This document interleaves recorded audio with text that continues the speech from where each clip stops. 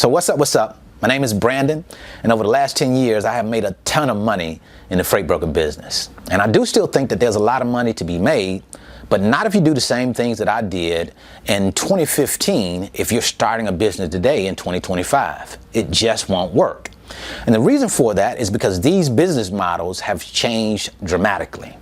Trucking, freight brokering, technology has had a major impact on both of these business models. In order for you to get the success that you want, the results that you want, you have to change with these changes. So what I want to do for you today is to bring you inside and give you some insight on things that you should be doing today, systems that you should be using in order to win in the environment that we're in today. So coming inside, sit back, relax, and let's get down to the business. So as many of you already know, one of the most attractive parts of the freight broker business, especially in 2015, was you could get started for a very little amount of money. Didn't take a lot of money to get started at all. If you already had your computer, you could probably start a freight broker business between $3,000 and $5,000. I started my freight broker business at that time for about $3,500. But the landscape, environment has changed a whole lot since then, and customers expect a whole lot more from you as a freight broker. And what you are able to give customers comes through the systems that you have in place. For example, a TMS system, a transportation management system, is going to cost you in the neighborhood of $100 or $50 a month at that particular time. You could get away with a $50 a month TMS system. But things have changed now. And if you want to offer a top tier service to your customer, and your customer will want that, you're probably going to be looking in the neighborhood from $500 to $1,000 per month on a transportation management system. It's going to give you a whole lot more services that you can offer your shipper as compared to a $50 or $100 per month transportation management system. So right out of the gate, just the TMS alone is going to cost you probably 5, even 10 times more than you were spending when we first got started in 2015. Now, I don't want you to misunderstand what I'm saying here. I am not saying that if you go out and get a really expensive TMS system that it automatically guarantees you success, because it will not. But what it will do is make you a more capable freight broker. It will make you faster at doing the job as a freight broker.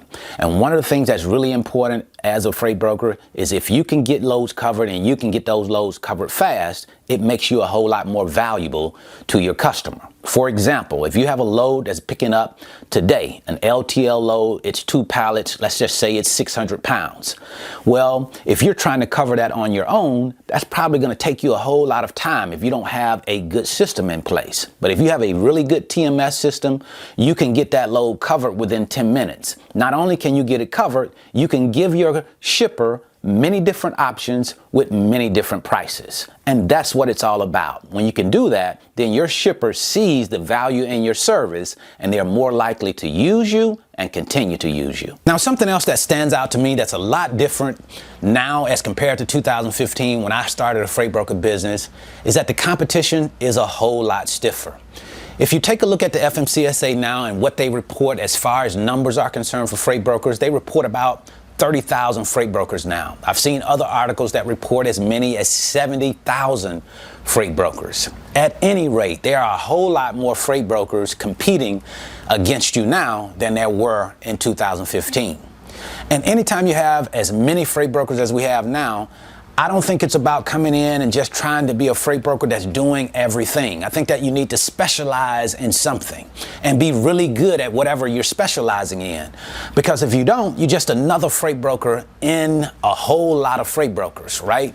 So I think it just makes sense if you're coming into the freight broker business now with all of the competition, not just small guys, the big players as well. I think Uber Freight came in 2017. They probably didn't get on track until about 2018, 2019. So you didn't have to deal with a whole lot of digital freight brokerages at that time. Now you have to deal with a lot of digital freight brokerages, and some of them are really big, and you have to deal with a lot of small freight brokers and compete against those freight brokers. So I think it's a great idea to specialize in something and be very good in that specialty. And you might think because there's more competition, that might mean that there's more customers for the competition to chase.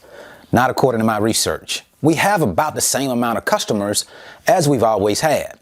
Now, that would mean that we can't just depend on calling customers. A lot of times, especially new freight brokers, we just depend on calling customers and trying to get those customers to work with us.